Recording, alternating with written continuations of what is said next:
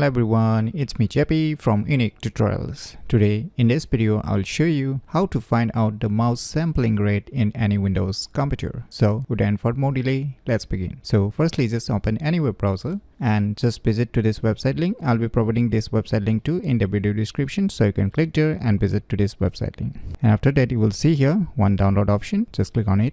So finally the file has been downloaded, so let me go to the folder where it's being downloaded and let me close this web browser. So let's double click it to extract this zip file.